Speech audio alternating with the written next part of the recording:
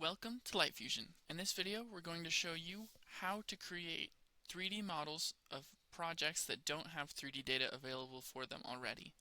We're going to start with this project up here. You'll notice that from the project screen, we can just select a project and it will immediately take us into the model builder. The first thing that we always want to do is adjust our azimuth so that this grid is aligned with the home. Once we've done that, we can go to Structures and use this Add icon to add a new structure. Here, just like when we add roof plates, we can click with our left click to outline the home.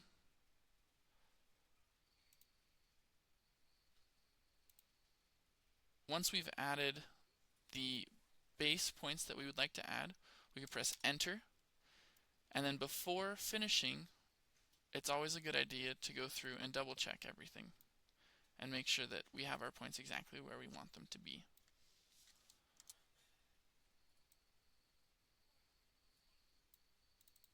This home might look a little bit more like this, actually.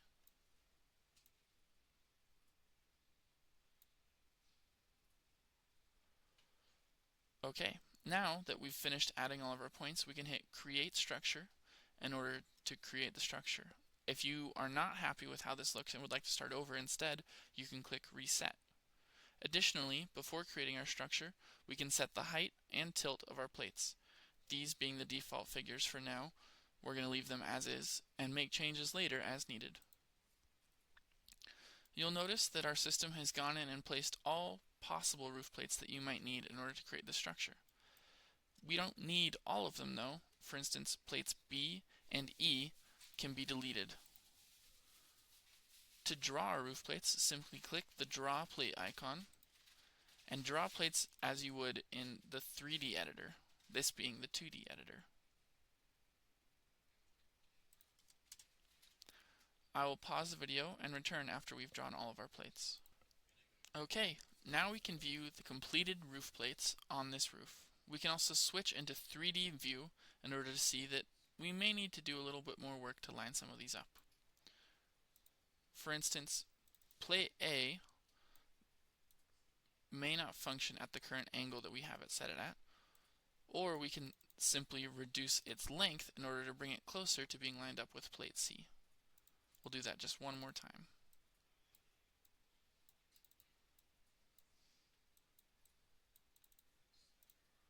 There we go. Similarly,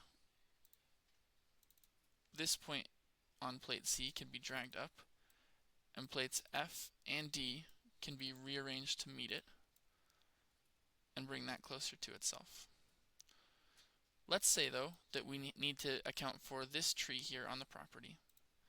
To add a tree, simply go to the Trees menu here, click Add Tree, and place the stump where you'd like it to go. From here, this process works identically to how it would in 2D, where we can increase the radius or height of our tree as needed, as well as the size of the stump, the height of the trunk, or its location on an X and Y slider. Finish the tree, and you can see there that it's been added to our project. The same goes for obstacles. To add an obstacle, go to the structure you'd like to add it to and select which shape you'd like to add.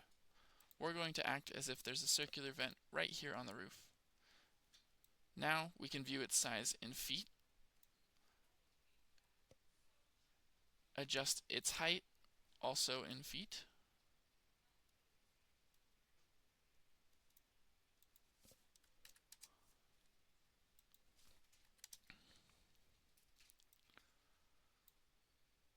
and finish when done.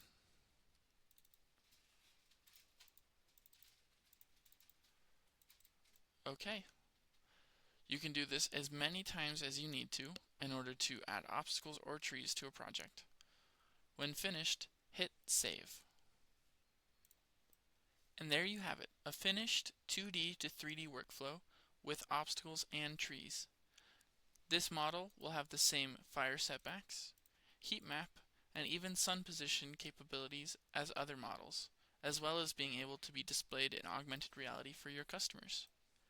We'll cover two-story buildings in later videos, but consider this a general overview of the workflow and features of 2D to 3D in Lightfusion.